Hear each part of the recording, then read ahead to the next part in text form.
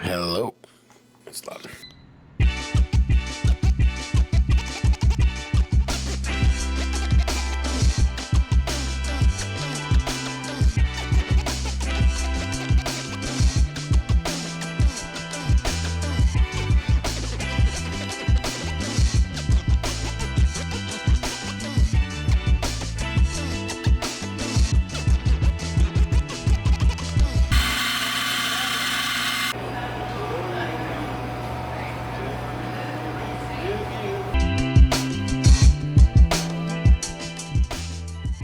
Hey there, Kingdom Partnerships community. We're so excited for today's podcast.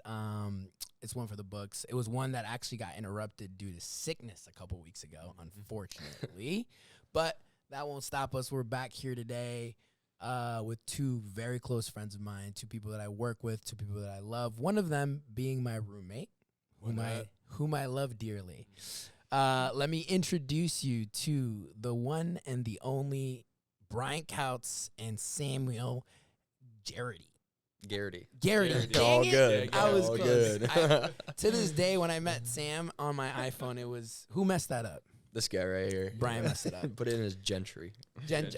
I always said two R's, Geraty. Mm. It just, no, I'm not going to mess up your name. That's totally rude. We're not going to do that. But yes, welcome to the podcast. I'm glad you're here, boys. You're feeling way better. You're not sick anymore.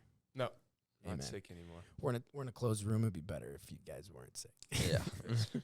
Awesome. So, first thing I do when I welcome my boys or guests to the podcast is we do a little research on each and every one of you. Mm-hmm. And Sam, let's start with you. Let's start with Sam. I Google searched your name. Well, that's fun. Have you ever Googled search yourself? I have. You have. All right. So then you would know It's been a little while, though. what's about to pop up I have no on idea. the screen. You would if you researched it A little yourself nervous. before. Here we go. Guys, let's take a look at our guest right here. It I'm excited to is. see What this. is going to be? Oh, Lord. number 58. Boy, that's a stretched out photo. That is a stretch. I was trying to make you bigger. You know what I mean? Oh, thank you. The Yup. muscles, because you don't look fat there at all. You just look more jacked, Of course. But Sam, this is you, Yeah. bro. Look That like was me a few years ago, like, man. Kicker or something. Not a kicker. Not a defensive kicker. end. Defensive but end. Like you look older than just being in high school in there. And I've always been as I told was that. looking through it, you went to Mechanicsburg Mechanicsburg High High, baby. School. Yeah. What kind of Mechanicsburg. Mechanicsburg? Like We have a lot you of would think that mechanics. they're just building mechanics out there. They're just growing mechanics, and you're not that. No, I guess that's how it started. I know nothing about cars to preface, but that is where. I'm gonna show a video of you, which I loved. I was like, okay, Sam, I see you. And you also played lacrosse. Yes. That is the first time I was hearing of it. Did you know that? I did. You didn't know that. Yeah. Tell us a little bit about that. Yeah, both of them I started in 8th grade. Okay. And once I got to high school, started on varsity for both. It was a great activity, great time. All my friends played both sports. That's the reason I got into it. Yeah. I think that football is probably my first love, probably Yeah. the one that I love the most. Mm-hmm. But yeah, it was such a good time in life, and miss it. I do. Did you play all 4 years lacrosse as well? Yes, sir. Okay. What? I have no idea about you. Do you play lacrosse? No, I did it like a lacrosse camp when I was 5 years old. Yeah. I made Future my own prodigy. rules up. That's it was really sport. fun, but Yeah. I did it when I What was like, position did you play in lacrosse? Defender. I'm assuming it's like a defender and attacker. Yeah, so it's midi, defender, attacker, goalie. Those are the basic positions. There's Yeah, a few yeah, other yeah. special ones, but I just played midi. So I ran both sides of the field and played Okay. defense and offense. Is it the lacrosse on turf? Because there's like field hockey and there's lacrosse, right? They're a little different. The ball's on the ground in field hockey, Yeah, and then lacrosse, you just got that net thingy that you keep doing this, right? pretty much. Yeah, that sums it up. I remember and my friend brought it at a practice one time. He was like, "Oh, I want to play." Our high school was so small, we didn't have a lacrosse team. Mhm. And I tried catching the ball and running with it. It would fall out if you're not doing that twisty thing. Yeah, you got a cradle. Yeah, I was like, Yeah. cradle's the word. I'm Yeah, like, get what? some I'm jacked like, I'm forearms. sprinting and I'm like, it keeps falling out. I'm like, this is dumb. Yep. I want it at my feet. I'm a Yeah. soccer player. Sam But said it it's one takes of a sec. the most exciting sports. It's fast. Really? You got It's not fun to contact. watch, It's though. fast. That's why it's like You got hand-eye coordination, like teamwork, strategy. Everything's in it. That's why I Yeah. love it. Why do you think soccer's so amazing? Because it's fast. This is an ongoing debate, fam. Community, soccer or football, because I'm Colombian, is the best sport in the world. I don't care. Hate me. Leave comments. You're upset, but it is what it is. Argue with him. He's just not going to allow me to say It no is now, what it is. so. But you enjoy lacrosse. Loved it. Is it 7v7 or? Ooh, that's a good question. I think it's a 3-3-3. It's a 10v10, including the goalie. Including the goalie. Yeah, there's 3 middies, 3 defense, 3 attack. 9 field players and then 1 goalie. Yep. So it's almost as similar as soccer. Yeah. Because it's 11v11. So Mhm. cool. Awesome. Well, Sam, not only that, but this is one of my favorite things that I got to show the squad. Oh, Lord. You pulled up Little the bit huddle of huddle highlights. Oh, highlights. no. Oh, no. Hey, this one was pretty Please don't awesome. pull up mine, dude. I have Ads. It's all good. I don't have premium. Oh. Here we go. Wait a This one minute. was my favorite of you, to be honest. So, What one is hold on. I this? need to pause it. Pause. It's going to show Sam. It's going to be you right there. Right? I don't know football. What position is that? That's defensive end. So this is you right here, defensive end. Yes, Again, I sir. don't know football. There's only 2 or 3 lined up. Yeah, there's 3. We were playing a heavy set, so. I don't know whatever that means. But so you obviously your job is to go crush the quarterback. Yes, sir. Go crush him. Let's see what happens. You don't crush the quarterback. They do a throw under. But your boy don't give up on the play. Hold on. This is too funny. He doesn't give up on the play. And then, bam. Thank. I got to go back. That was so good. I'm going to play it full time. I saw it and I was like, hey, respect to Sam. He chased him down and ripped him. Look at this guy. This guy's like, oh, I'm free. I'm going to tackle this guy. No, you're not. yeah. I was talking to him after that play. That was a You're good like, one. boy, sit down.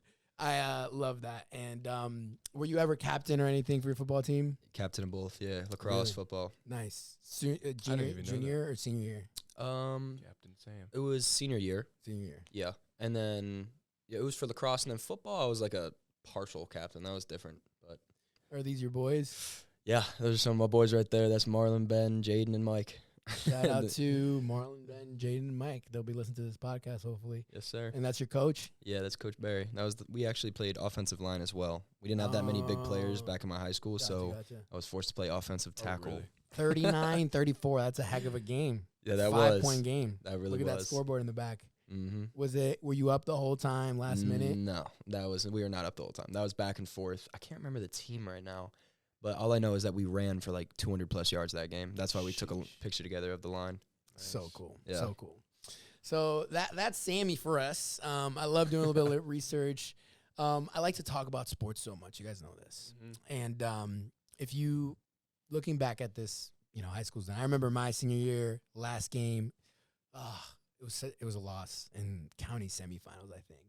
And to know that that's your final game as like a captain, as like Right. 4 years, as like Mhm. all that hard work, preseason, summer days, 2-a-days, whatever it was. Yeah. What is one big what biggest lessons you ever learned in 4 years of team sports? Biggest lesson I ever learned.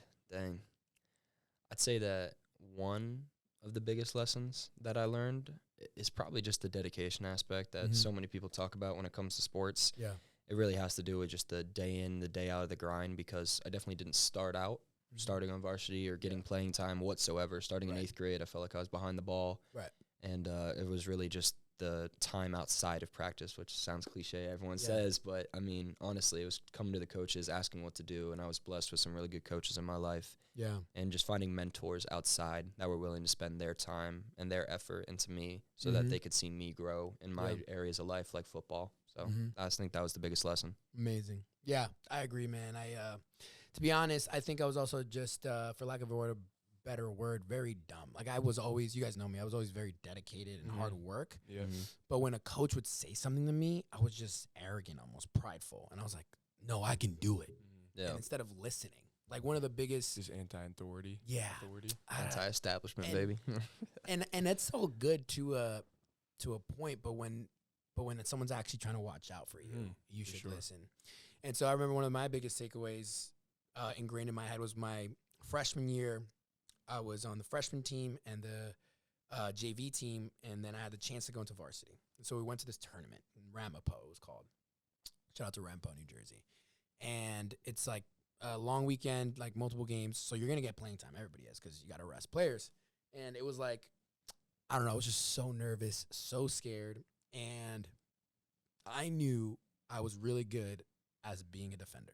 Anywhere. Put me anywhere as a defender, Yeah. I'm good. Easy peasy. I'll lock down anybody. Coach calls me over to sub me in. I'm like, let's go. Okay. About to get this varsity minutes. I'm seeing all these people and it's my first time seeing the big boys, right? Because seniors to freshmen are 4 years older, right? Some big boys out there. And I was scrawny little freshman for sure, but I wasn't scared of that. But it's still intimidating in your mind. And he calls me over. He's like, all right, you're going to go in for Bobby. And Bobby was a right winger, almost an attacker. Mm-hmm. And out of fear, I was like, why? I looked at him and I said, why are you doing that? To the coach. You're a defender, right? Yeah, but to the coach. Yeah, it's first crazy. time. He looked at me, he said, why? Because I said so. Sit on the bench now. You're not even going in. And I was like, no, I can go. But again, fear and that was also pride because I was like, no, I'm good at this. And after the game, he came up to me and was like, didn't play that game. He's like, you're going to JV practice tomorrow. But he's like why? The reason I said that, because I can believe you have great attacking qualities, and we needed you there. And if I need you there, I need you there. Mm-hmm. And I was like, okay. But I didn't in my head, but I was angry. Instead of being humble enough to be like, Coach, my bad. You're right. I will get better. If you send me a JV, I will do whatever you want me to do. So looking back at it, so many lessons in sports and stuff that to this day are with me. But I wish I was a little more wiser. Yep. I love that. All right. Next up is Bryant Kautz, my roommate. So there was a couple of videos that I wanted to pull up, but they're extremely hard to get to, so we're not going to pull them up. Maybe I'll have Justin add them to the podcast. But one of them that was fire, because I play basketball all the time, was you said what? Play basketball? Basketball Yeah. with you all the time. Okay. And one of them was a basketball highlight. You versus you went to a Christian school, right? No, I was just a charter school. Charter school. What was it called again? The Classical Academy. The Classical Academy. I knew it was an TCA, academy. baby. TCA, that's what it was. I thought it was the Christian Academy. That's why I said that. No, the classical. And you were just hitting the three from the wing, and it was just clean because Bryant's shot is clean. It is. Smooth. Can be sometimes. No, it's smooth. It's smooth. And so I'll post that video if we can. But yeah, It was in a game. It was in a game, live Okay. game, just like this video. Nice. But yeah, tell me, same question I asked Sam. Basketball for you, you played your whole life competitively in high school. You only did football 1 year, right? Yeah, I did football, from when I was 6th grade to freshman year. But in high school only 1 year. Yeah, high school only 1 year. So let's talk about basketball, your first love. Mm-hmm. Then Colorado won the championship last year. I know your brothers, they love basketball too. Yeah, dude, that was awesome. Yeah. That was really fun. Yeah, I mean, I always grew up doing sports and everything, and kind of just stuck with basketball from when I was little all the way up to when I was senior in high school. And my favorite story, I think, for basketball is in 7th grade, I was trying out to be on the A team or the B team. Right? Okay. And so I had all my friends go out, and we all was practicing basketball, and we weren't heavy into the off-season workouts of getting training and doing all the drills. It was just it's basketball season. Now it's time to play. It's fun. And so I was going in ready to make the A team with all my really good friends, and going through the drills and the tryouts for 3 days. It's nerve-wracking, but you're just 7th grade. Everything's nerve-wracking. Everything's nerve-wracking in a tryout. But the biggest thing came from when Coach wanted me to do my left-hand layups. Oh my gosh! And I was like, "Yeah, I can do that. Yeah, easy peasy." And I couldn't do my left-hand layups. It was just not great. And after the end of the tryout, I was like, "Okay, I made A team. I had to, right? Because I have all these friends who are not even full-time basketball. They play football and baseball and different things. They're athletes. I'm an athlete. We're good." Yeah. He sits me down. He said, "Bryant, you made the B team," and that just broke me. Yeah. And I went back into the locker room, and I was crying and punching the lockers.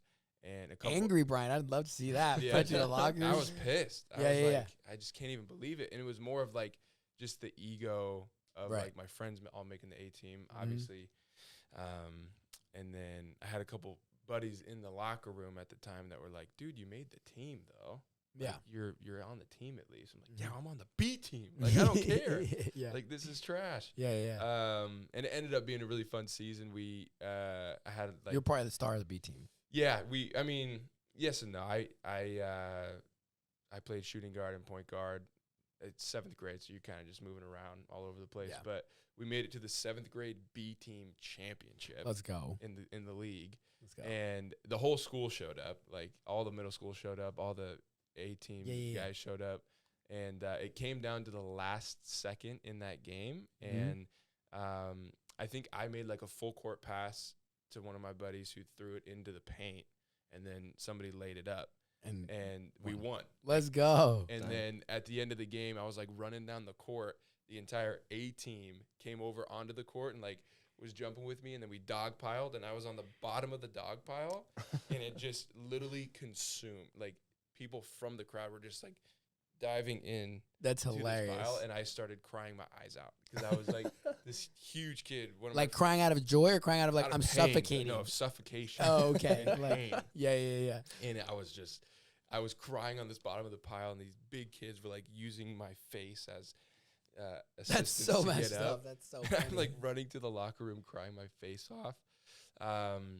But I love telling that story because it's just like after that, I got A team in 8th grade. Yeah. And then just kind of went the normal progression in high school. I wasn't varsity full time until my senior year. So, Okay. I love basketball though. I love it. I love just playing. Yeah. Whenever we can. Amazing. So What is same question, same like biggest takeaway or lesson, or like that's a fun story, a cool story of like a comeback of like, oh, this sucks, but it's like all glory, like you went to win the championship as a starting point guard or shooting guard mix. Right. So besides the getting trampled. Yep. But yeah, like biggest lesson in sports or takeaway. I mean, I think for me,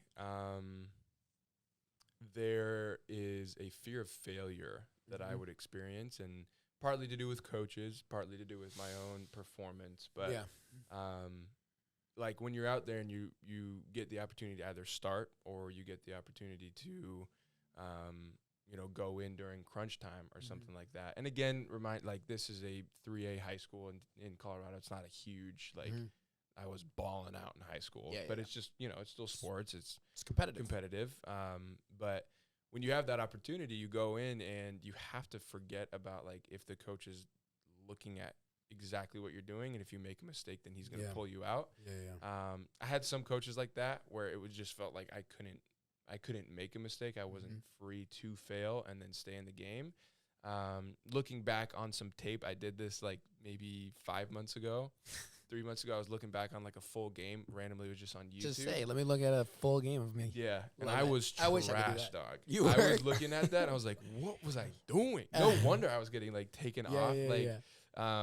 And it was just I was operating in such a fear of like I'm gonna fail. Like I can't. I can't make this pass. It's paralyzing. It was paralyzing. So, learning that, even watching the way that I was playing, I could just see like my dribbling, my shooting, like my passing was just timid. And that's such a huge thing that we've talked about so much in this podcast with all of our guests is the fear of man, fear of God. Because that's what it is. Like if you have that confidence in yourself, the confidence of what God's like, like you take that shot, you do that pass, you do that thing, you take that step of faith. And it's super hard as young kids because it is for sure. Like, you got all your the friends, whole world looking at you, your friends. You got this, just the peer pressure that you're not cool, you are cool. So it's tough. I wanted to show a picture of you, Bryant, and it's on your IG. Okay. I think I've heard the story, but I forgot it. So I was like, I only have 2 pictures on my Instagram exactly. right So now. you're gonna know that, which was funny to me because I was like, what the heck? I know I deleted all of them. What happened here? Yeah, rip the Volvo, man. Was that your first car? Rest in peace to the Volvo. Look at that. That was my. That looks like first of all, it looks like blood at the bottom. It looks like blood. Yeah, It it looks like red. But what happened? So this was your first car in high school, Yeah. I'm assuming? Yep. Yeah, that was And- my first car. Me and my one of my best friends, Jensen, went and picked it up after my dad fixed it up from the shop. Beautiful. My dad got this car back in like 2008. Yeah. Whipped around super quick, and then it was like sitting in our garage for. Is that G-Man? No, I think that's Cade. Okay. But what? All right, so walk us through, What because this came. is like you said, you have 2 pictures on your Instagram. Yep. I'm just like two. researching you, the videos, the TCA, all that Mhm. stuff, and then I'm like, because I wanted to show an old picture. Yeah. I'm like, whoa, I don't even remember this story. And I'm your roommate. What happened here? Yeah, it was a day we were planning to go to Waterworld in Colorado. Waterworld. And Colorado people know what that is. yep, they Yeah. do for sure. I was texting my friends trying to plan out like driving and what we should do and how we should do it. Yeah. And I was gonna go meet them at a house, and they were like, "Oh, we've already left to go play putt-putt golf. Like, you can just turn around and meet us at putt-putt." And I was like, "Why did you guys not tell me?" And like nobody's listening to me in this chat, so I was like already a little upset. And it had just rained. And I can tell it's a little wet. this was a roundabout gray. right there, so you can see the center of the roundabout just to the right of Oh, the car. okay. And so yeah, just whipping around. You know, it's a Volvo. It's a pretty good Whipping it handling. too fast. Oh, yeah. Yep. Okay. That's exactly what happened. I ran around the roundabout and tried to turn left, and it just didn't turn. And I slid right into that sidewalk, the little And curb. that sidewalk Sheesh. did that to your tire. That sidewalk was like 2 feet high. holy moly. Yeah, look at your whole, like, this thing is hanging out. Yep. Whatever So- that is. I'm not a mechanic from Mechanicsburg, Yeah, but no. like this Mechanic thing's from hanging Mechanicsburg. out. Like the whole it's just thing. the Your axle. glass is cracked too. Yep. Yeah. This looks like you hit if a car somebody had straight on. If somebody was sitting in the passenger seat, They would have been paid. yeah, it would have not been good. They would have Mm. gotten like head through the side window. Because it's an old car on top of that. Yeah, the airbag came out for me, like Yeah. freaked me out, kind of burned my arm a little bit. When I got in an accident, burned And my hand then- too. yeah. So hot and so fast. Mm-hmm. The I was like my friend who pulled up behind me was actually, I turned around because I was going up the road and then I saw them pass me, so I turned around and then I went down the roundabout. And they And it saw me happened. crash, and it was smoking, and my friend was running like, "It's gonna blow!" and he was like running up the street, and I was like concussed, like, oh, I was so pissed. And then there's a couple funny videos we have of that was an oil spill, obviously, Yeah. and Straight all up looks like blood. all of our Yeah. friends were just like dancing in the oil. Oh my god! I remember was my just dumb. first really bad accident. I was crying. It's a Yeah. wreck. It's so scary because you're like, Mhm. I don't have a car. Yeah, I'm a little hurt. It's never happened to me, and like, how much is it gonna cost me? right. No, luckily I'm- the police didn't show up. I didn't have to like File report. file report or anything. So what'd you do? How'd you just got a Tow truck just came by. Yeah, because you didn't hurt anybody, which is No, lucky. yeah, and it was totaled. So then I got my dad's Jeep after that, which I then crashed like 3 months later. I've crashed through cars as well. It's Yeah. not fun. Anyways, moving on Yeah. because our car accident. So that's a little bit about Sam and a little bit about Brian, our guest today, and appreciate you guys sharing all that with us. Let's get down to the nitty gritty. So that was Anyways. fun. I wanted to shout out you guys, your past high school days. I mean, not that far off for you, Sammy boy. This man literally graduated last year. 2 years ago. Anyways. yeah, last year, 2 years It ago. was but- last year. It was last Um, year.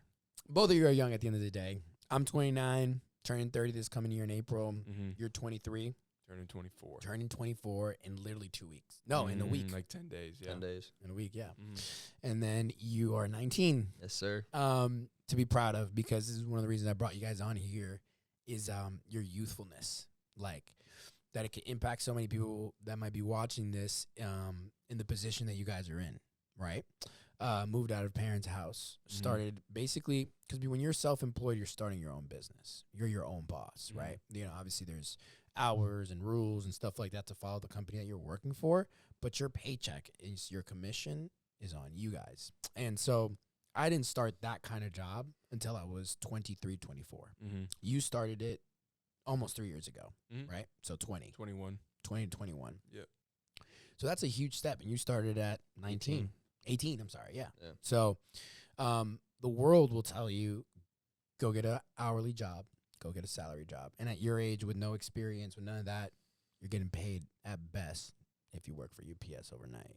Like, what, $20 an hour? Pretty much. Right. And so you're getting valued a certain amount. And to me, after experience, and you guys know, like, screw that. I'm worth way more. There's way more money out there to be made. There's way more experience to be gained than clocking in, clocking out, just doing a regimented thing that someone else is telling me to do, and they're making so much more money. So I I'm trying to find the right word to use here. Not jealous. I'm excited for you guys. I'm excited because if I was in your position, the youthfulness that you guys have, the energy, the ability to go to sleep at 2 a.m. If I go to sleep at 2 a.m. and wake up, I'm like, life is over for me. And I'm not even old. Like, I'm 29, you know? But yeah, just at your age, guys, it's a big difference, right? 10 years and basically 6 years. What is it like starting? What was it like starting? What is it like now, a couple years down the road? So we have like beginning, middle kind of thing. There's never an end, but you know what I mean? Like there's this journey of you guys going from, because you guys used to have W-2 jobs, I'm assuming, right? You used to work at Qdoba? Qdoba. Qdoba. What was the other one? Washing windows. Oh, well, yeah, I wash windows. Love that. Yeah. I love it. Sometimes I look at some windows, I'm like, dang, they need some cleaning. these need some cleaning. Qdoba, and you work with Hibachi food truck. Hibachi, Just a food truck. It was wild. Let's go. Dude. Wild. Your clothes reeked. Yeah. It was rough. I got free food every day, though. That's amazing. Hibachi. Yeah, that was the only time I worked as a barista. I was like, 2 cups of coffee for free every day. Let's go. Yeah. And like an avocado toast with a poached egg. But in all seriousness, your youthfulness, your energy, like what is it? What has this journey been to go away from that, to go away from the norm and start a self-employed job, start making your own money based on your own business, based on the leadership that you're being led by? What's it like for you guys? Go ahead, Sam. All right. Yeah, start at the beginning and then get to where you're at. Yeah, that's great. Let's do that. Let's do that. I love it. Yeah, it's been a journey for sure. Not to like go deep into the story or anything, but I think it's been a very big year of change, especially I feel like for me. For about a year ago, I graduated from high school, and then I went to college for 1 semester, and I went that way because I felt like I was always told that was the way you have to take. I felt like these were just societal standards that were put upon me by high school, by my family. No hate to anyone. That's just the way that everyone views the world. That's how they think you get a job, how you success. That's the norm. And so I just felt like that was the route I had to take. And I ended up going down it. I was at Liberty University, amazing place, great people there. I was there for a semester, and I was just dying inside. It was killing me, man. And what exactly would you say was like dying inside? Like why? You know, because so many people do it. So many people go to college. I went to college, full 4 years degree, everything. What was killing you? I've always had an issue with school in general. It's never been like a problem for me. I've always been able to have good grades, keep up with my work, everything like that, be in good relationship with the teachers. The issue for me was that I didn't enjoy being told what to learn and then being told how I need to learn it. And so for me, learning is a lifelong journey. Like everyone says, I love it. I love reading books. I love listening to podcasts, whatever it is. And I like to just absorb as much knowledge as I can and apply it into my life. But I don't want to do it through the form of a formal education system where they're just telling you what you need to learn. Because a lot of it just didn't feel valuable to me. I felt like I just wasn't learning what I needed to know. And not that money is the end-all be-all, but you're going to college because you want to get a job. And I'm learning things in college that aren't going to help me make money and succeed in my life. And so that just felt very backwards to me. And I also wasn't willing to go into debt. I didn't want to do that, especially at this young age. As an entrepreneur finance, that is a huge, huge thing. Like, you know, what you're speaking, and to be even more intentional to whoever's viewing this, is like anybody who's about to graduate, right? You put yourself in your shoes when you were 18. You were probably asking a million questions. I remember I was like, I have to apply. I have to get accepted. I have to do this. I have to get this SAT score. Like, what is a word of wisdom for someone who might be in that stage that doesn't know what they want and are thinking this is the route they have to go? Yeah, I mean, I think the biggest thing that I did is that I took time aside, and I was, as simple as this is, I was writing down on pieces of paper pros and cons lists of going to Liberty University, of taking a gap year, which is a thing that I strongly recommend as well, of these different options. And then I was just speaking to people in my life who were willing to have that conversation. Now, that necessarily wasn't my parents at the time, because they didn't really want me to not go to college. They're going to tell you to go. Yeah, they want the best for me, and obviously that's just the way that they went, so they just know that route. It's safe. That's the safe route. But I talked to my guidance counselor at school. That's someone who always is kind of open to talking about gap years, all these different like routes after high school. And so I had a great conversation with her, going over gap year, all these different routes. And yeah, honestly, is taking the time aside on your own personal time and writing out why you would do what you're about to do. Like, why am I going to college? What is the outcome of this? What are the pros? What are the cons? Like, what do I not like? What makes me nervous to go there? And just writing out truly what you're thinking on paper, because it can be jumbled around in your head. You don't even know what's going on. You just have thoughts flying in one ear and out the other. So much noise. Yeah, and it's really whenever you're writing it out in paper, slowing everything down is when you truly figure out actually what's going on and how you truly feel. Yeah. And so I think that was the biggest thing for me, honestly, just taking dedicated time. And I just had a whole notebook set aside, and I was just writing it out every day. Like, why do I want to do this? Was there a key moment where you're like, yeah, I got to do this. I got to get out of here? So I did end up going to college. So right, I'm saying I got it after the. I'm saying you ended up going. Yes. What was the key moment? Because you were only there for semester. Semester is what, 3 to 4 months? Yeah, usually? Like 3 months, something like that. So after 3 to 4 months, which in all reality, guys, is not a long time. Felt like a long time. It felt like yeah, always. But it goes as you get older, things go by like that. Yeah. So after 4 months max, what was a key decision or key moment that you were like, yeah, I gotta get out of here? Honestly, oddly enough, the key moment was me breaking my collarbone. Ooh. Yeah, I broke my collarbone 2 months into college, and it was awful. It was I thought it was the worst thing on earth because I was not able to do anything anyone else was doing. Everyone was playing sports, hanging out, having a great time, going out, meeting people, and I was pretty stuck because I had to be slinging my backpack on one shoulder. Like, I couldn't carry much. I had to take elevators. Like, it was killing me. Yeah, no exercise, nothing. And I was just kind of stuck between, like, the library, my dorm, like, common area, whatever it is, just studying and being bored. And so I was just kind of fed up with it, and I ended up actually looking for jobs online because I just wanted to start making some money. And lo and behold, you look online for ways to get into jobs with very minimal entry, and you're going to find a sales job every time. Yeah. Or data entry, which no one wants to do. And so I ended up looking into the sales job for insurance. And went through this whole, I wouldn't do it, but I went through this whole interview process, did this whole thing. And it was in that time period that I decided that I no longer want to go to school. I don't enjoy this. I feel like I'm not pursuing anything I want to do in my life. I'm not finding fulfillment here. And it was through that I decided I'm going to get out of here. I'm going to drop out. And future just advice for anyone who's contemplating it. Definitely talk to your loved ones, talk to your parents before you make this decision. That was, I went about it the wrong way, I'd say. I didn't you're really. Young, dude. You're learning. Yeah, it was a good process to learn through, but definitely just keeping the people that care for you the most in the loop is very important. But I'm proud of you at the end of the day. And like we spoke yesterday about this because that's no small thing to say no.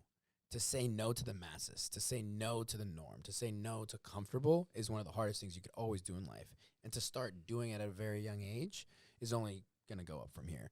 And obviously you've, so to put you a little on Front Street, you showed me a picture yesterday of goals that you wrote while you were in college, right? Yeah, it was in December of 2022. So December 2022, right after you left that semester. Yes, sir. And fast forward less than a year later. Yeah. About you 9 months. Knocked out 90% of those goals. Yeah, blown past them. Like, that's insane. That is, if you're, and it's a word of wisdom to people and a godly principle. It's like, if you're stuck in the comfortable, if you're stuck in the same routine and in things that aren't fulfilling you and you don't know your purpose, you don't know your why, and you're just going about the motions, you're not going to grow. You're not going to hit the goals. You're not going to fulfill potential. And you've done that in less than, we're in October, 10 months. You know what I mean? So shout out to you, bro. Thank you. Crushing it. And what I told you yesterday, I'll say right here is like, when you think you're there, keep going deeper. Keep going more. Like, there's more to it. Like, this life is just a speck, and you're only 19. And before you know it, you're going to have a family. You're going to have a wife. You're going to have kids. And, like, there's, to whom more has, more is given, more responsibilities, right? And so that's why, talking about youthfulness, I'm excited for y'all because, like, it's a huge thing. So thank you for sharing all that, bro. Excited. You know, the gap years paid off dividends, and God, I think, has entrusted you with much, and I know he's moving in your life, so I'm excited. Thank you. Let's go. BK. Yes, sir. Rumi, 2 years-ish, 3 years almost into this sales experience job. Also a very similar position, right, where you were at Liberty. I was at GCU. I'm sorry, GCU. Yeah, almost at Liberty. Almost at Liberty because you were thinking of going there. That's what it was. And so you were in college for 1 full year. 2 full years. Yep. And what happened? How are we here right now in Dallas, Texas? I mean, crazy, dude. It was like when I first got into school, I didn't know, am I going to do engineering? Am I going to do pre-med? I wanted to do STEM in terms of just science, technology, engineering, or medicine, just to make sure that we can go somewhere after and good money, usually. Yeah.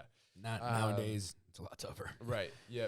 Honestly, I mean, I have friends in all areas who do all different degrees in business and just whether or not you have a passion for it. Yes. At that moment, I didn't really have a passion for it, but I felt like, again, similar to Sam, it's like that's what my family did. It's what my mom was thinking that I need to do. And I was like, all my friends are going to school. Like, college is just something that I need to go do. So I'm going to figure out where I should go. All my friends were going down to GCU. So I was like, yeah, it's a great school. It's a Christian school. Went down there and stayed there for 2 years. During my second year, the virus hit, COVID, back in like February, March. Yeah. Lockdown. Last 2 months were online school where everybody was just cheating. Like, hey, really, the teacher was like, hey, guys. I know a lot of people are not going to like to hear this, but that was when, like I always, same as Sam, had a sort of distaste. It was after the fact that I went to school. That was like, why did I go to school? You know, the debt, all the reasons you can make. Then COVID happened, and I was like, no one should go to school. Yeah. Like, they're charging you the same amount, if not more, to look at a computer screen when you have YouTube. Like, what are you doing? Like, I was not learning a thing. I remember one of my friends was a dancer. Oh yeah. And she's like, yeah, we're just like Online watching dance. online dance. I'm like, so you're dancing in your bedroom? Bruh. She's What like, are you "No, I doing?" just watch the videos. I'm like, you're spending $20K a year for a dancing in your bedroom kind That's of thing? wild. Get out of here, man. Can't convince me. Sorry, I just had to say that. Don't hate on me. Go ahead. No, yeah. So it was just the online school season, and I had a buddy who was like, yeah, listen, I just took a gap semester. It's not a bad thing to do. Yeah. And because I didn't know where my passion was for pre-med, medicine, I didn't know. And there's a struggle of being like, okay, which one's easier to be like hanging out, working, doing your gap year, or going back to school. Yeah. So you're still fighting flesh and the ability to be like, oh, I don't have to actually go do homework. I don't have to worry about all of that. That sounds fun. That sounds exciting. Homework. Right. Yeah. Homework for a grade or homework for a paycheck? Which one sounds better? Yeah, have a paycheck. But sorry, I'm just kidding. We we decided to take a gap semester for what would have been my fall of 2020. Yeah. And it turned into spring of 2021. That's when I met Bryce actually in the fall of 2020. Bryce is our manager who runs the solar company, but we're able to meet him, and then where'd you meet him? Bible study online. Yeah. Online Bible studies. Online, the church was still online, moving during COVID. Let's go. Yeah, it was fun. It was really cool to be a part of it. There was a lot of guys who were a little bit more seasoned, husbands and fathers, and it was fun to just be in that space as a young single guy. So, but I met him there, transitioned to just trying out this for 3 years. 3 months up in California, and then still school's on my mind. So I was still like, I remember I'd done a gap year thinking I was still going to go back to school. I even toured all the schools in Texas. Like oh, did you? Yeah. Oh, yes, I remember you said that. Yeah, we toured a lot of schools in Texas during COVID, and then we went out and toured Liberty, where my brothers are going right now. Yeah. And fully planning to go back. Like, literally had every intention to go back. Like, I was looking through my journal for all my goals of that summer. And almost every day I was writing down, like, spend 15 to 20 minutes researching majors and getting everything set up for Liberty. Yeah. So I was like, dang, I was, like, going for sure. You were decided. And then it came around where I was like, I don't know, like, I mean, I still feel the same way. Like, I still feel like I don't really want to go to school because I don't have a passion for it. I'm not sure exactly what I should do. And along with that, being around guys who did go to school, like you, Bryce, like the guys who were in the company went to school, but they weren't necessarily utilizing their majors. Not one thing. And everyone's like anti-academia. Like, especially Bryce. Yeah, especially Bryce. Which we'll have one day on the podcast. Yeah. But, yeah. But yeah, it was good. And so I just was being encouraged, not like, hey, you need to stay in California and make money. Don't listen to your parents. That's stupid. But more just like, dude, we love you. Like, if you want to stay here and crush it, like, you know, you'll be able to become a manager and these things. You'll learn a lot. But if you feel a call in your heart to go to school, do it. Like, you know, and the same thing, Lucas, one of my good friends from the company, he was like, dude, just sit down and meditate on a pros and cons list. Yeah, that's when Like, he said that, I thought about you. Go through that diligently and just be honest with yourself, seek it out. And so that's what I did, and I just felt a lot more peace staying in California at that time. So and now it's turned into a career. Gap career, baby. Gap career, Gap baby. career, It's not yeah. a gap year, it's a gap career. It's Mhm. amazing. And you become my best friend, my roommate. Yeah, dude, it's been crazy. It's been wild from single season to Dude. in a relationship to Yeah, engage. them boys Let's engaged. go. Come on, boy. Let's go. Off the market, baby. But yeah, dude, if I could ask you go first, both of you. You know, we're talking a lot about the youthfulness and the excitement and the why and the transition that could help a lot of people. But one word or one short sentence of like, what has this season of doing life on your own with a community, but like, hey, it's not a W-2. It's like going in and getting after it. Self-employed, my own commission. What would you say is one word or one phrase that you could take away from this season that you guys have stepped into the last couple of years and the last couple months? Yeah, I think it would just be enduring. Like So good. the ability to control your schedule. Like I'm somebody who likes to follow instructions, follow a schedule, be like, hey, this is what you need to do today. You don't have that. Like, yeah, we have expectations, like, But it's this not and as that. regiment. Like, you're not going to get fired if you don't show up Right. for one time. So it's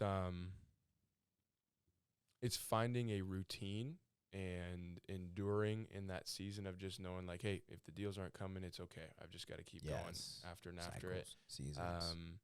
And really just like being in that moment where you have a freedom to go do whatever you want, like just disciplining yourself to be like, I'm going to go to bed earlier. I'm going to wake up and actually spend my mornings at a disciplined, you know, routine and different things like that, which I'm still working on.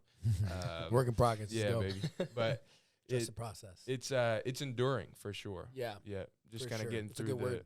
the negative self-talk too. When you're like on the doors, you get rejected, different things, whether you're, you know, door-to-door sales or whatnot. Like when you're self-employed, you have that contractor 1099, like you just have to be, the positive self-talk is huge. That's a great word, enduring. And I agree because like you said, it's a roller coaster. You've heard the solar coaster, but you know, I've been in 3 different type of sales jobs my entire life, and they're not all consistent.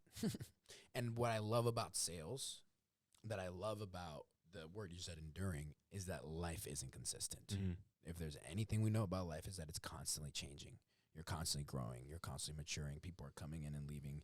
Yeah. There's ups and there's downs. There's highs and there's lows.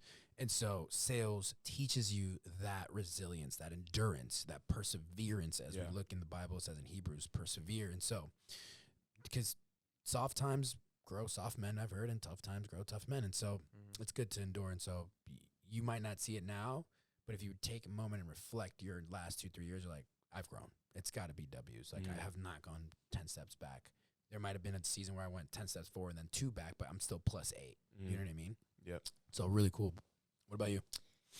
I'd say that can give me a little second to think and come up with something, which is nice. There you go. But I'd say that the thing that like came to my mind pretty much right away was something that the company that we're with actually taught me. This is not my own saying, but struggle well, brother, was the saying that we've said within this company, and it's just the acknowledgement that it's not going to be easy. It's not going to be simple. Yeah. Anything that's worth having isn't going to be easy or easily achieved, which we all know. But it's just becoming more and more true every single time I wake up. Every day I just realize it more and more, especially in a sales job, 1099, self-employed, all this stuff. It's really just, it's a struggle, but it's a struggle that's well worth it. And so I think that just that simple but profound saying of just struggle well, brother. I think that stuck with me. So good, bro. And that also, again, applies, you know, with the Bible, Jesus across all things, because nothing in life worth doing is extremely easy. The enemy would have you think comfortability, idleness, like just staying still. Like I found, I heard this TikTok, I think it was yesterday, a couple days ago, where it was like an idle mind is a feeding ground for the enemy's seeds. Yep. And reason being, and I've realized, and when I heard that TikTok, I was like, oh my gosh, for me, just being completely transparent, this season, as you guys know, has been extremely full, but in the best way. I feel purposeful. I feel fulfilled, like you were saying. And I've had zero room in my life to go after things that aren't going to help my life. And so I'm trying to think wisely the words I'm trying to say here. So for me, a struggle would be sexuality, right? And not facing those issues, because literally it's all day for his kingdom, all day to lead a company, all day to do this podcast, all day to do this. And then by the time nighttime comes, I just want to rest and go to bed. Zero idle time. That's truthfully what you're doing. Yeah. You're crushing it, dude. Thank you, bro. I love you. And it didn't hit me until I heard that TikTok. And so I was like, oh gosh. So like comfortability, idleness, all this stuff, it's just going to feed either your self-doubt or other noise into you. Whereas if you fill yourself up with things of the kingdom, like you said, you're struggling well. Like it's not easy to do all these things at the end of the day. It's not easy to get rejected 1,000 times or go out in the heat or take 3 weeks before you finally get a sale. But when you do get that achievement, you're like, let's go.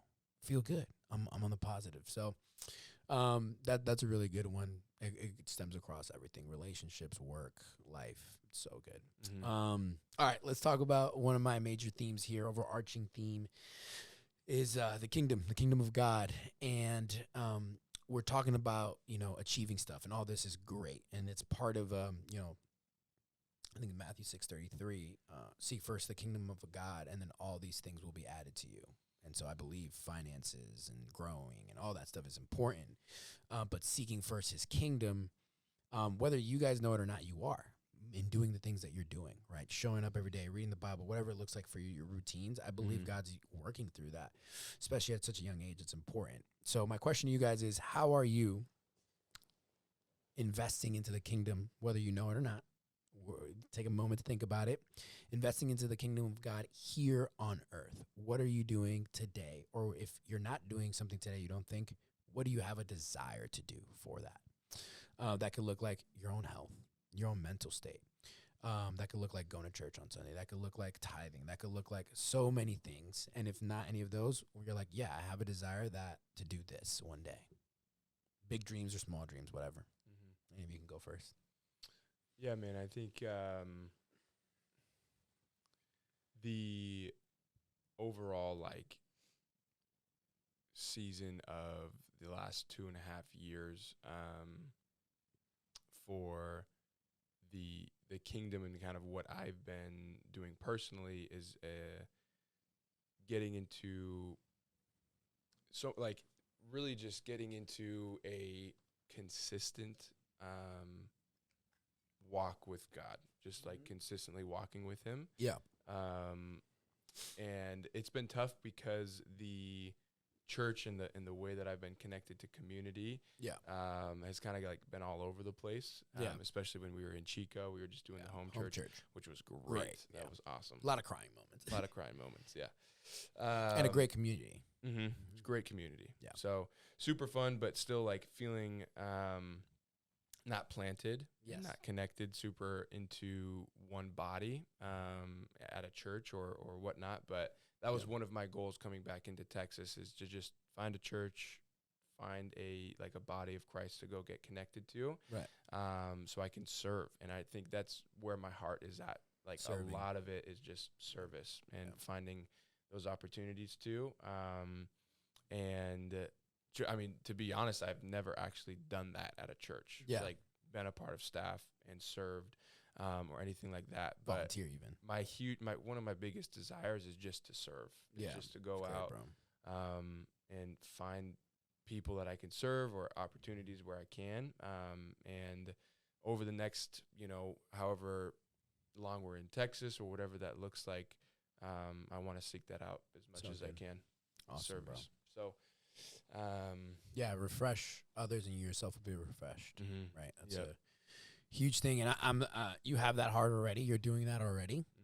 The way you serve your friends, the people you lead. And that, I think, to speak a little bit into that is also just like, it doesn't have to be under a church building. It is True. amazing Absolutely. to do it under a church building, under right leadership. Like I did youth for and young adults for 3-4 years, and that was so fulfilling. Like not paid, putting in the hours, but didn't matter because you're doing it for His kingdom. Yeah. And you're seeing young kids Yep. come to Christ and all these things. And so do that, seek it, and there's just so many other ways to serve, right? Like I believe this is a way of serving, right? If one person hears this and they decide to make a change for their life because they saw Sam or Bryant take this step of faith, we just serve the kingdom of God. We will never, that's why in the Bible it says we'll never know the gifts or the rewards that are in heaven, the treasures, because first of all, it's all God, but He uses us, broken people, and we'll look and we'll see this list, hopefully, of amazing things more than don'ts. And it's like, oh, wait, that moment that I gave this guy a $2 tip or this and that impacted his life to seek God more. Like, what the heck? Yeah. I was serving. I didn't even know. Yeah, like, let's for go. sure. So Yeah, and that's exciting, man. It's been fun to be manager too, of just being in that space of Mother Goose, sure. Big Eagle. Big Eagle. Even if because I mean, everyone that knows me really, really well knows that I struggle with over-analysis. Yeah. Like just analyzing things too heavily, overthinking, and just being like too hard on myself. Yeah. For a lot of different areas. A lot of people are for sure. And so managing from that space can kind of just be hard to feel confident in, to feel like I'm doing well. But it's been fun to, especially at the beginning of this year, meeting all the new guys with Sam and all the other guys that we have now, just kind of seeking the Lord to be guiding and leading through me, and feeling calls on my heart to go reach out and pull this guy aside and be like, hey, brother, I know you're struggling here. Yeah. And so in that sense, like serving the team, managing that well. So good. Huge impacts. It has been really fun too. So good, bro. Yep. I love that. And I appreciate the vulnerability everyone struggles with overnight. I do. I'm like, yeah, that's such a huge thing. And the vulnerability can set people free, because although you're struggling with it, you're struggling well, right? You're not giving up. You're not showing up. You're not doing the things you need to do. Right. So struggle well, brother. It's really good. Sammy. Yeah. It was a great question. Thanks. Packed question. I'd say that this year, this like season of my life that I've been in the past like 10 months has been a very big, like almost like a wake up call kind of, where before that, and I'm not going to go into the whole story or anything, but before that, I always grew up Christian and everything, but it's just very like not a big focus in my life. Right. And so I think these past 10 months has really been a big wake up call, a big realization moment of like what I'm truly chasing, what I'm actually going after. So good, bro. And I think this company and this community that we've like created here has been such a big impact or a big factor within that. And so I shared that one story with you the other day in the office where I was talking about how God knows me better than I know myself, and He's been providing me with more than I could have ever asked for. Yeah. And I think that the main reason that my perspective on all this stuff has changed and why I'm truly like going in this direction now, truly chasing after Him more. And it's a journey, don't get me wrong. Right. Still working on every part of that. But it's truly because of the community that I have around me. Just the people who are promoting that, the people who are caring for me, just letting me know kind of what they're going through, how they attack their issues, and just how they come to God with what they have going on in their life has been such a big, just such a big impact for me recently. Yeah. And to speak on what Bryant was saying with being a manager and pulling people on the side, I can speak to that personally in California where he did that for me multiple times. Yeah.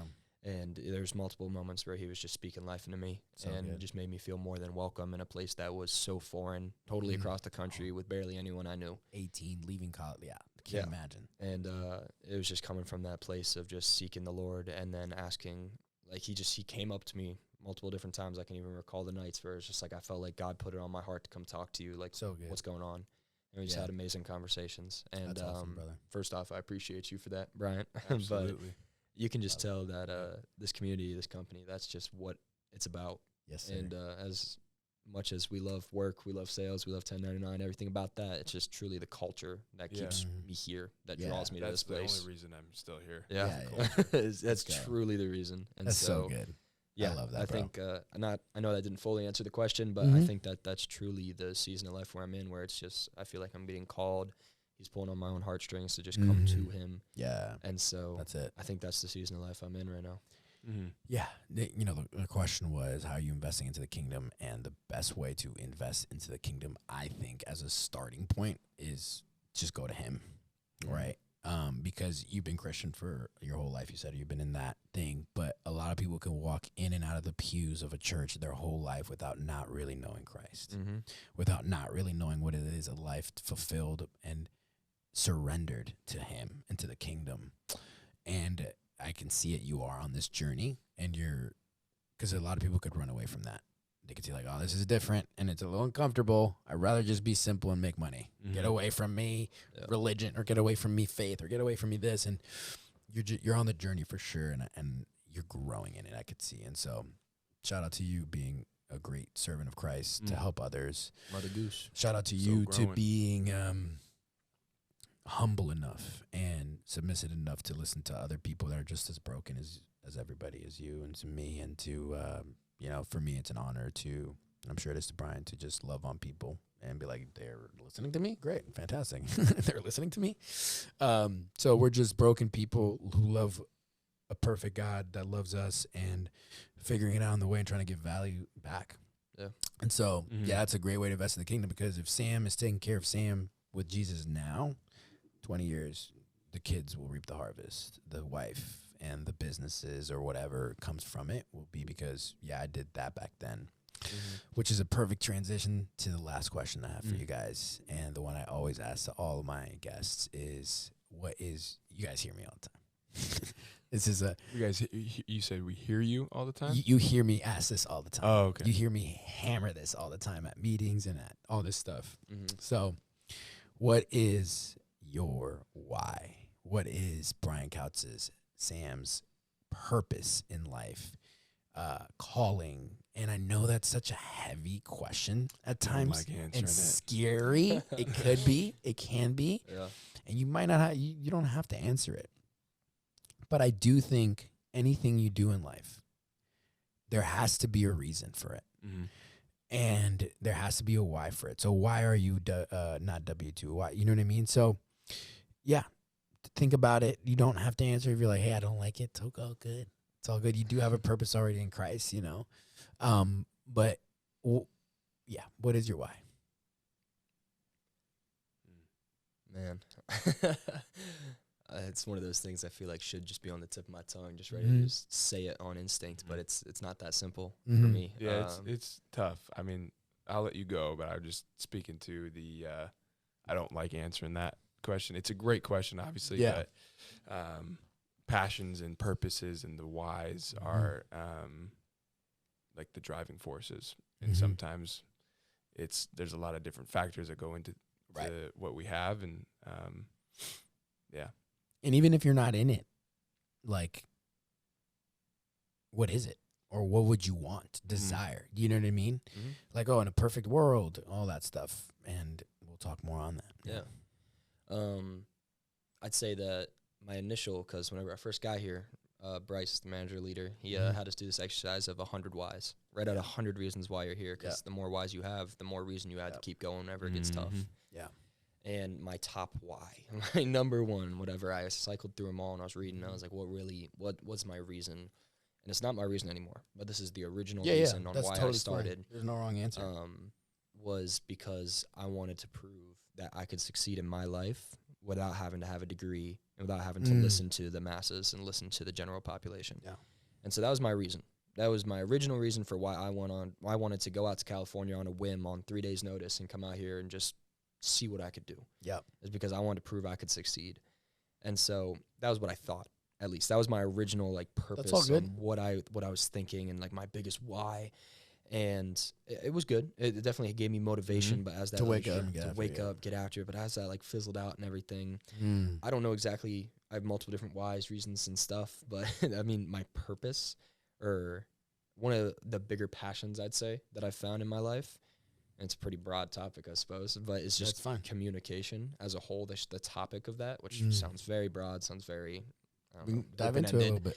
But communication, just that people, like just people in general, and just like communicating with them, is just always been an interest of mine. And so I think people are just beyond interesting. Like, yes, a very, very simple example, and I think you're actually on the phone with me yesterday when this happened, is homeless people. Like, that sounds obviously whoa there, but like just what they went through to be in the position they're in is just such an interesting thing to me. And just like truly like their story, like how can I help them? Like, what are they going through? What do they need to talk to people about? Like, what did they have in their life, or what did they not have in their life that I had access to? Like, just the topic of that, and just these people in general, I think it's just such an interesting thing to dive into, and just going and having simple conversations with them. Right. Sam is one of the most interested. Like, Sam is so interested in other people. I'm the same way, bro. I love it. I literally. Are you extroverted? I don't know.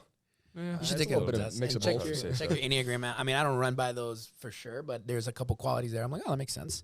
Same thing. Like, I used to love. There was, and I'm forgetting the name of this Instagram profile. It has millions of followers, but it was New York. New York is city. You've been there. It's one of the most. You've been there. Yeah. Homelessness, just where you're like looking around, like that person's cracked, but they have, I'm sure. I always used to wonder. I'm like, they have such an interesting story, probably.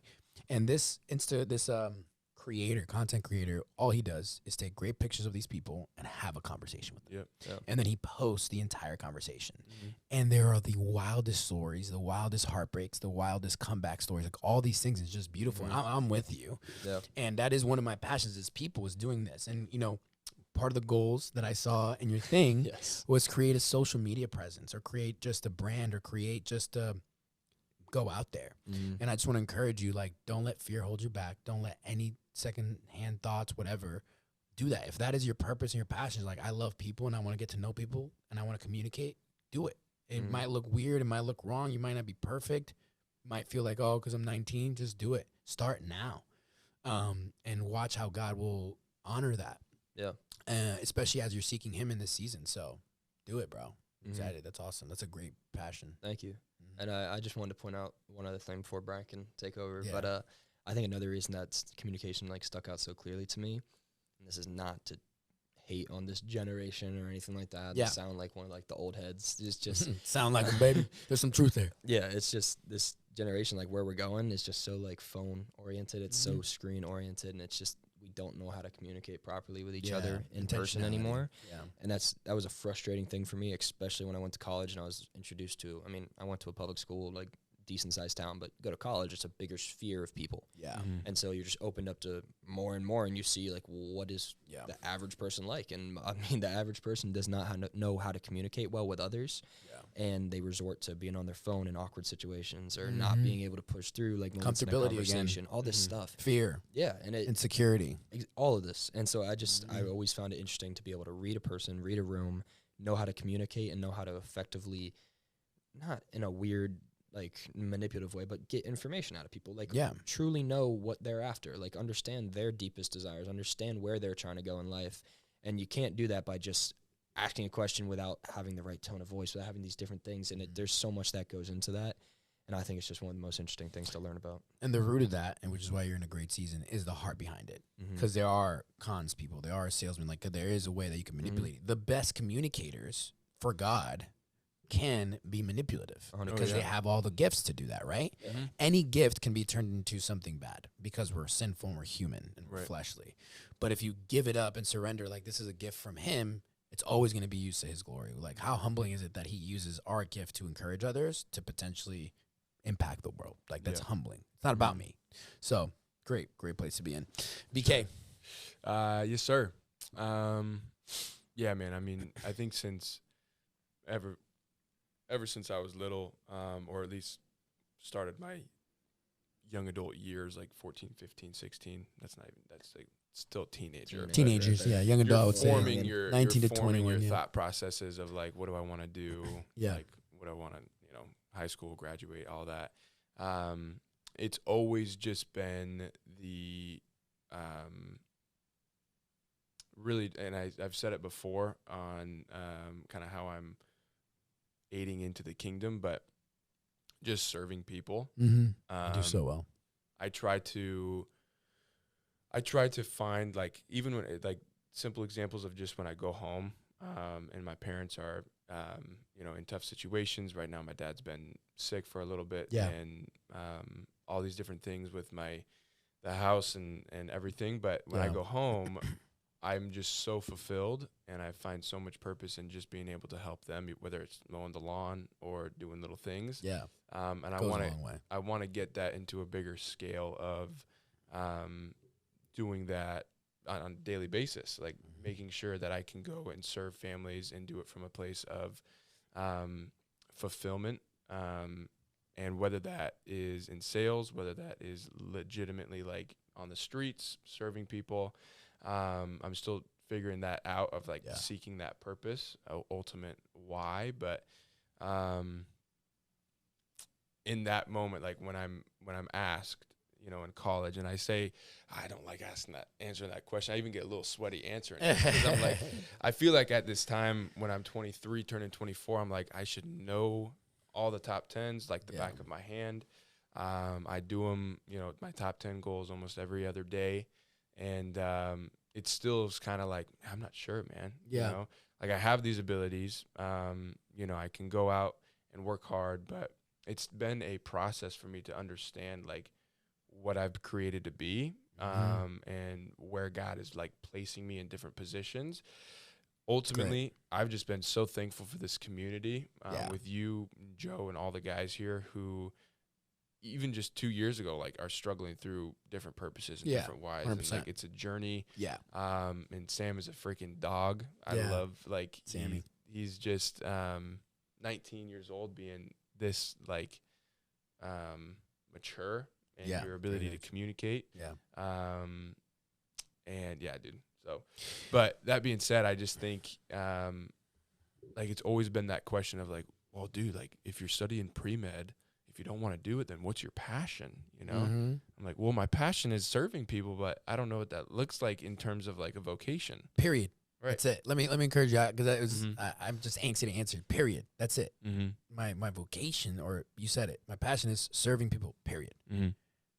Umbrella. Make that the umbrella to everything else that comes in life. Right. How are you serving somebody? Well, the moment you wake up, you smile at somebody and say thank you so much. You're serving somebody. Easy. You're leading a team. Serving. You're loving on Juan when he's having a bad day. Serving. Like constantly doing that. Jesus says when the lawyer asks him, a professional lawyer. A professional comes to you like, what is your passion? What is the rules of the Ten Commandments? Like, I did all of them. He goes, love God with all your heart, all your mind, and all your soul, and love people. Yep. And if you're doing those, that's your purpose. Yeah. And you're doing it. You are doing it. The vocation, I remember there was a huge series I heard on this and all that, and I also struggle with this, and I'm struggling with it now because I feel like I'm living it out, but it ain't paying the bills. You know what I mean? And stuff like that. But it's like, it doesn't matter. Like, the vocation will come. The thing that you feel most fulfilled in and purpose-filled in will come. Joseph in the Bible didn't reach his vocation, right? The vocation that he was called to do until he went through hell and back, right? Potiphar's wife, prison, all that stuff. But he did one thing. He served throughout all of that. And he was abiding. He was abiding. That's my big word, is this. It's great. This season of just, like, abiding in it, of knowing when we're created as humans, we have free will. I have the ability to choose to kind of go do what I want to do. Right. And when I'm created, like, God has put me on this earth for a purpose. And when I'm operating outside of that, I'm not abiding in him. Yeah. And which is love him and love people. Easy. So good, bro. So John 15, my little brother Garrett was like, meditate on John 15 this week. Love G. Love him. And it's just all about, like, I'm the branch, you're the vine. Without me, there's no fruit. Yep. Yeah, so good, bro. And it's so easy to just get so wrapped up in the daily, like, tasks and things that I have to do and, like, worries and stuff. But when I have those moments where I can just abide and worship and praise, like, that's what I'm created to do. Here to do. Like, I'm created to worship. I'm created to praise. And I'm created to just serve. To glorify. And glorify. And so those things, when I can feel like I'm just surrendering that to him. Yeah. That the vacation will come. Like Yes. the ultimate, like, okay, And yeah. I don't feel like I'm working. I'm just having fun. Like Yeah. Deion Sanders has been my Come favorite on, thing Deion. to work, look Right. at. Love the D. All I do Love is Deion. watch Deion Sanders videos. Yeah, he's so encouraging. He's so fun. Yeah. Because he's just straight up like, if my confidence offends your insecurity, that's like not my fault. So good. And I'm like, I want to be like Deion. Mhm. Because he's just daily like walking in his purpose. Mhm. He's daily knowing. And yeah, it's And he's had important. different vocations in the sense of coaching jobs, in the Yeah. sense of from small scale to big scale. Right. It's just before he been even so got fun there. to watch him. Yeah. But I will say, and I know we probably want to move on real quick, but Yeah. the man, what was I just gonna say? It was fire. I feel like it was fire. You mentioned Deion, confidence elements. Oh yeah. So when we're the purpose of, like, as Christians, Yeah. men who are like stewarding, like, yes, I can just simply break it down to, I'm here to love people and love God. Yeah. But we're Conference. also here to plan, and we're here to make sure that we know we have goals. Yes. We're here to make sure that we know what we're doing daily, you know. And so there's that balance that's hard sometimes. Yeah. It's easy to just be like, well, God just called me to be loving him and loving others, and that's all I got to do, really. Taking action in that. and But then having faith. exactly. So Mhm. there's the balance of, like, taking action and creating plans and knowing what you're gonna do, right? Yeah. So figuring that out still and going through that. But again, just the community and the culture here has been great. Love it, bro. And yeah, I love you. I love you guys. too.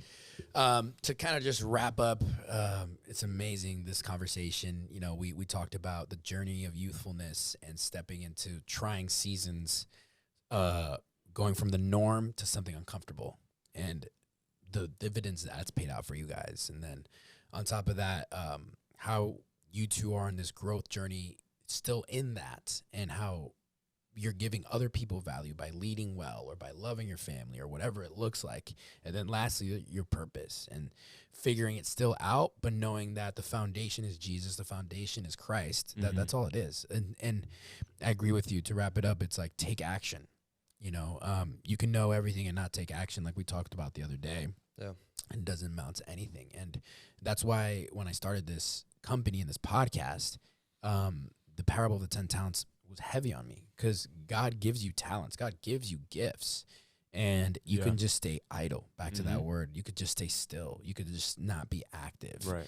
And there's such a danger. This is a whole other podcast to start talk about, because we're going to wrap up. There's such a danger to, like, okay, great, I'm taking action. And then in the midst of that, you lose the sight of the foundation and the starting point that is Christ. Right. And you think it's all you. Yeah. And so there's that other danger where you're, like, extremely in it and so good, and you're like, oh, this is all Sam, all Bryant, all Juan. I got this. I'm like, dependent on myself. and Deion's like, doesn't do that. He's like, no, this is for the kids. Yep. This is for the program. This is for God. And it's having that constant reminder. Yep. And so that's why the purpose, although you say it's simple, period, it is that. And it will always be that. It's good. So Yeah. I wanted to encourage you guys with that. I love you. Love it. We got the podcast, and I'm Love so it. excited. I can't wait to see the end product of it all. And thank you guys again for always joining and listening to us young men getting after it and figuring life out. I hope that it encourages you, that it uplifts you, and that you're just part of this community, so that you can see not only the kingdom of God grow, but you, your family, your surrounding people grow as well in relationship. It's just amazing to see, and these guys are prime examples of that. Thanks, man. Let's go. Appreciate you. Love Thank you so much, Bryant, Kautz, and Sam. Let's go, baby. Yeah. End of the potty. Let's go. We love you guys. Take care. Love you too. Peace. All right, peace.